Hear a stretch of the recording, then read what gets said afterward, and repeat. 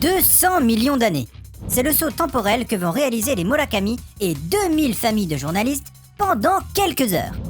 Pourquoi faire? Simplement pour que Goa, un extraterrestre, prouve aux terriens sa supériorité. D'ailleurs, son but est simple, conquérir le max de planètes dans l'univers et, forcément, la Terre fait partie du lot. Ouais, mais ça, c'est sans compter sur Mamoru, le fils des Murakami, qui va lui mettre des bâtons dans les roues, ou plutôt des fusées. Parfaitement, t'as bien compris. Earth, une sorte de savant fou, va proposer au jeune gamin une aide particulière, celle de robots pouvant se transformer en fusée. Et tu sais quoi? C'est le cas de Magma. Ambassador Magma date de 1965, et c'est un certain Tezuka Osamu qui en est à l'origine.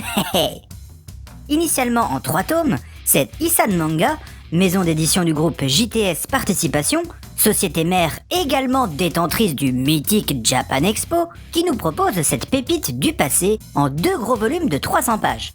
Et les 100 premiers acheteurs qui ont précommandé leur exemplaire sur le site d'Isan Manga bénéficieront même de 4 magnifiques ex-libris. Perso, j'ai sauté dessus.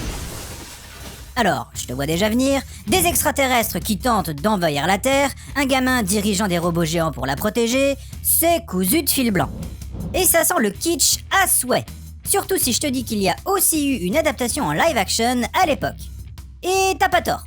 Oui, mais c'est ça qui est bon. De son nom originel, Magma Tachi est un manga shonen précurseur correspondant parfaitement à la tendance de l'époque. SF fantastique, menaces spatiales, robots transformables...